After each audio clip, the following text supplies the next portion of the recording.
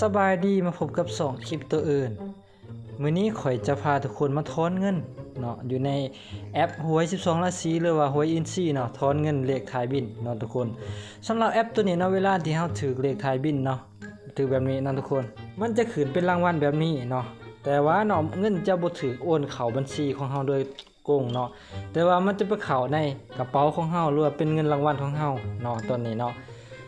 โอเคเนาะเราจะมาเบิ่งวิธีการถอนกันเลยเนาะก่อนที่จะเบิ่งคลิปเนาะขอให้ทุกคนกดไลค์กดแชร์หรือว่ากด Subscribe เพื่อเป็นกำลังใจเนาะในการเห็นคลิปต่อไปของข่อยเนาะทุกคนเนาะโอเคเนาะให้ทุกคนเปิดแอป InSea ของเราเข้ามาเลยเนาะก่อนที่ทุกคนจะเบิ่งคลิปวิธีการถอนเงินจากเลขท้ายบินให้ทุกคนกดมาที่มองในหน้าหมู่ก่อนเนาะหลังจากนั้นให้ทุกคนใส่รหัสแนะนำของเฮาก่อนเนาะก่อนที่จะเบิ่งคลิปเนาะใส่รหัสหมองนี้เนาะทุกคนเนาะกดมาใส่ป้อนรหัสเองเนาะหลังจากนั้นให้ทุกคนพิมพ์ตามนี่เลยเนาะเป็นรหัสแนะนำของเฮาเนาะ20เนาะ9 6 4 7 3 4 7 8หลังจากนั้นให้ทุกคนกดที่ตกลงเนาะ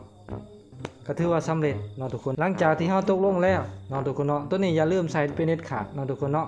เพื่อเป็นการสนับสนุนเฮาเนาะโอเคเนาะเฮาจะเบิ่งวิธีการถอนเงินในเงินรางวัลหรือว่าเงินที่ถูกถ่ายบินเนาะให้ทุกคนกดมาที่บริการอื่นๆเลยเนาะตามนี้เลยที่มีแถบเมนูด้านลุ่มตรงนี้เนาะกดบัตรนึงเนาะทุกคนเนาะในนี้เนาะมันจะมีเบอร์โทรของเฮาเนาะมีเงินกระเป๋ามีเงินรางวัลเนาะเวลาที่เฮาถือเลขถ่ายบินเนาะมันจะเข้าเป็นเงินรางวัลของเฮาอยู่หม่องนี้และเวลาที่เฮาเอาเงินที่อยู่ในกระเป๋าของเฮาชื่อเลขเนาะและถือรางวัลมันจะเข้ามาเป็นเงินรางวัลอยู่หม่องนี้เช่นเดียวกันให้ทุกคนเนาะเข้าใจว่าเวลาก่อนที่จะถอนเงินอยู่ในรางวัลหรือว่ากระเป๋าต้องมีขั้นต่ำอยู่ที่20,000กีบขึ้นไปเนาะจึงสามารถถอนได้ถ้าว่าต่ำ20ลงมาแม่นบ่สามารถถอนได้เนาะถอนขั้นต่ำก็คือ20,000กีบขึ้นไปเนาะมื้อนี้ข่อยจะมาสาธิตวิธีการถอนเงินในกระเป๋าเนาะเพราะว่าเงินรางวัลของเฮาบ่พอ20,000กีบเนาะแสดงว่าถอนบ่ได้เนาะทุกคนแต่ว่าวิธีการถอนก็คล้ายคือกันเนาะโอเคให้ทุกคนกดมาที่ถอนเงินด้านนี้เลยเนาะจะมีปุ่มเมนูว่าถอนเงินจิ้มเลยบาทนึงหลังจากเฮากดที่ถอนเงินแล้วเนาะมันจะมีให้เฮาแบบว่างๆเนาะเพราะว่าเฮาบ่ทันมีบัญชีเนาะให้ทุกคนกดมาที่เพิ่มบัญชีธนาคารเนาะแต่ว่าตอนนี้ข่อยได้เพิ่มมาแล้วเนาะทุกคนเฮาต้องกดมาเพิ่มบัญชีธนาคารเนาะถ้าว่าคนใดที่บ่ทันเพิ่มเนาะเฮากดใส่ปุ่มสีแดงเลยว่าเพิ่มบัญชีธนาคารใส่หลังจากนั้นเฮาจะเลือกธนาคารเนาะว่าเฮามีธนาคารหยังเนาะสมมติว่าเนาะเฮามีธนาคารการค้าเฮาก็เลือกการค้าถ้าว่ามีธนาคารพัฒนาเฮาจะเลือกเป็นธนาคารพัฒนาลาวเนาะและมีธนาคารหยังก็สามารถเลือกตามนี้เนาะและมันสามารถถอนเงินได้ในเฉพาะธนาคารที่มันแสดงขึ้นมาแบบนี้โอเคตอนนี้เฮามีธนาคารการค้าเฮาก็กดใช้ธนาคารการค้าเลยเนาะหลังจากนั้นให้ทุกคนกดเลขบัญชีเนาะตัวนี้สำคัญที่สุดเนาะทุกคนเนาะเอาเลขบัญชีแท้ของเฮาใส่เนาะและต้องเป็นเลขบัญชีให้ถูกต้องกับบัญชีของเฮาเนาะถ้าว่าผิดแม่นบ่ได้เนาะถ้าว่าผิดเวลาเฮาถอนออกไปอาจจะผิดเนาะอาจจะไปเป็นบัญชีอื่นเนาะตัวนี้สำคัญที่สุดเนาะทุกคนต้องกวดเบิ่งในบัญชี BCA1 ของเฮาให้ละเอียดเนาะหรือถ้าว่าคนใดที่มีเลขบัญชีเนาะก็สามารถไปเบิ่งในปึกบัญชีได้เนาะเพราะว่ามันมีเลขบัญชีอยู่หั่นเนาะแล้วเอาเลขบัญชีตัวนั้นมาพิมพ์ใส่เนาะแล้วกดบันทึกเนาะทุกคนเนาะหลังจากเฮาบันทึกแล้วเฮาจะได้มีธนาคารแบบนี้เนาะโชว์ขึ้นมาแบบนี้เนาะทุกคนเนาะโอเคเนาะเฮากดที่ถอนเงินแล้วเนาะหลังจากนั้นเฮาก็มาจิ้มที่ธนาคารที่เฮาเพิ่มเข้าเลยเนาะกดตรงนี้เลยเนาะตัวนี้เนาะเฮาจะถอนเงินรางวัลหรือว่าเงินกระเป๋าเนาะมันจะขึ้นโชว์แบบนี้เนาะทุกคนเนาะขึ้นโชว์แบบนี้เนาะตัวนี้เนาะเงินรางวัลเนาะถ้าว่าเนาะเฮามีเงินรางวัลก็คือ3ล้านกีบลงมาจะบ่มีค่าธรรมเนียมในการถอนตามตัวตารางนี่เลยนั่นทุกคนเนาะถ้าว่า3ล้านกีบขึ้นไปจะมีธรรมเนียมการถอนก็คือมองนี้เลยเนาะทุกคนสามารถอ่านเบิ่งได้ตามนี้เลยเนาะตามข้อมูลที่มันให้มาเลยเนาะแต่ว่ามื้อนี้ข่อยจะมาถอนเงินกระเป๋าเนาะเพราะว่าเงินอยู่ในเงินรางวัลของเฮาแม่นบ่เพียงพอก็คือขั้นต่ำแม่น20,000กีบเนาะสมมุติว่าขอยกดที่ถอนเงินรางวัลเนาะทุกคนเนาะถอนเงินรางวัลแบบนี้แล้วกดต่อไปเนาะกดต่อไปแบบนี้เนาะ มันจะบ่ได้ทุกคนเพราะว่าเฮาบ่มีเงินขั้นต่ำเนาะเงินขั้นต่ำก็คือ20,000กีบตามที่มันบอกข้างเทิงนี่เนาะทุกคนเนาะการถอนขั้นต่ำแม่น20,000กีบเนาะก็บ่ได้ทุกคนเนาะโอเค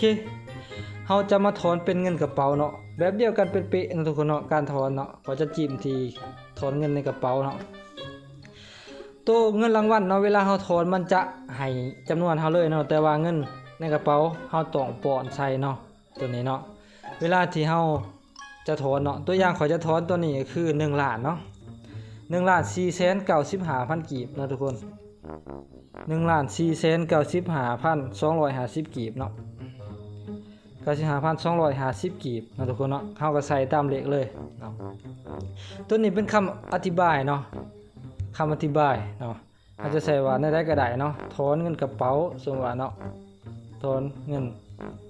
กระเป๋าแบบนี้ก็ได้นะทุกคนเนาะหลังจากกวดเบิ่งจำนวนเงินครบถ้วนแล้วเนาะตามที่เฮามีในกระเป๋าหรือว่าเงินรางวัลหั่นมันจะกำหนดตัวเลขให้เฮาเลยเนาะเฮากดต่อไปนะทุกคนกดต่อไปเนาะมันจะแสดงรายการให้เฮาเห็นเนาะว่าข้อมูลของเฮาถูกต้องหรือบ่เนาะบ่ว่าจะเป็นชื่อบัญชีเลขบัญชีเนาะเบอร์โทรผู้โทรเนาะชื่อผู้โทรมันก็ให้เนื้อในอีกแต่ว่าจะมีค่าธรรมเนียมมันคือ 3,000 กีบเนาะทุกคนเนาะสำหรับเงินในกระเป๋าเนาะคันตาม20,000ก็มี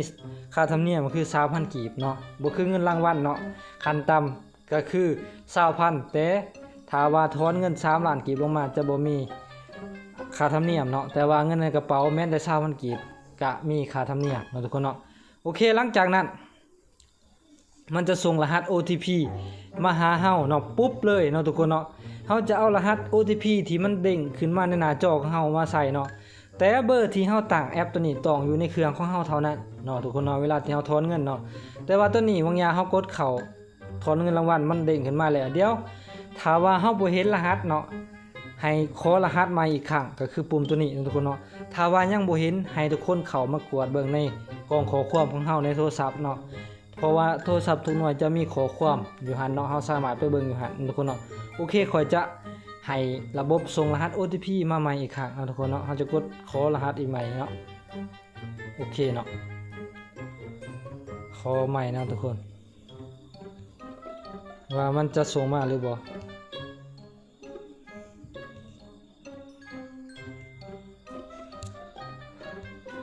เดี๋ยวเฮาสิลองเอารหัสที่มันส่งมาเนาะทุกคนเนาะก็คือ294เนาะรหัส OTP 294เนาะเป็นรหัส OTP ที่เฮาขอเงินรางวัลเมื่อกี้แต่ว่าเผลอกดไปเนาะ294 865เนาะ865เนาะหลังจากนั้นเฮาจะกดยืนยันเนาะว่าได้บ่โอเคเนาะทุกคนเนาะถือว่าการถอนมันสำเร็จง่ายๆเนาะทุกคนเนาะถอนเงินในกระเป๋าหรือว่าเงินรางวัลแม่นเข้าแบบนี้เนาะเวลาที่เฮาจะกดถอนไปแล้วมันจะส่งรหัส OTP มาที่เบอร์ของเฮาเนาะในข้อความของเฮาเนาะก็ถือว่าสำเร็จเนาะแคปหน้าจอไว้เนาะทุกคนเนาะเฮาจะได้รับตัวจริงก็คือ 1,492,000 เนาะเพราะว่าค่าธรรมเนียมคือ 3,000 กีบเนาะโอเคเฮาจะมากวดเบิ่งเงินในกระเป๋าของเฮาเนาะว่าเงินของเฮาไปบ่นี่เนาะทุกคนก็คือไปแล้ว0กีบตอนนี้เนาะหลังจากนั้นเฮาจะมากวดเบิ่งอยู่ในบัญชีธนาคารของเฮาเนาะกดเข้ามาที่วิศวะของเฮาเลยเนาะให้ทุกคนใส่รหัสเรียบร้อยเนาะโอเคหลังจากนั้นให้ทุกคนกดมาที่ขอความเนาะขอความเพราะว่าขอความแจ้งเตือนของแอปเนาะ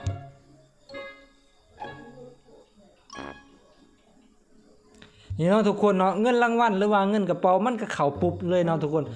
ว่าแต่เฮากดถอนปุ๊บมันก็เข้าปั๊บเลยเนาะบ่ต้องรอสายเนาะก็ส่ำนี้เนาะทุกคนเนาะถ้าว่าถึกเลขท้ายบินเนาะระบบบ่โอนเงินให้ทุกคนเฮ็ดตามคลิปนี้ให้ละเอียดเนาะบ่ได้ยากจะดีเนาะทุกคนเนาะเฮาสามารถถอนออกได้ตอนใดก็ได้ก็คือค่อยสาธิตให้ทุกคนเบิ่งแบบนี้เนาะเฮาถอนปุ๊บมันก็เข้าบัญชีเฮาปั๊บเลยเนาะบ่ได้ยุ่งยากเนาะทุกคนเนาะสำหรับหวยแอปอินซีของเฮาเนาะในการถอนเงินก็บ่ยากเนาะทุกคนเนาะบ่ว่าจะเป็นเงินรางวัลหรือว่าเงินกระเป๋าก็สามารถถอนง่ายๆเนาะถอนเข้าปุ๊บเลยเนาะใส่ตามนั้นเนาะใส่เลขธนาคารเลขบัญชีธนาคารให้ถูกต้องตามธนาคารตามบัญชีของเฮาให้ละเอียดเนาะทุกคนเนาะต้นนี้เป็น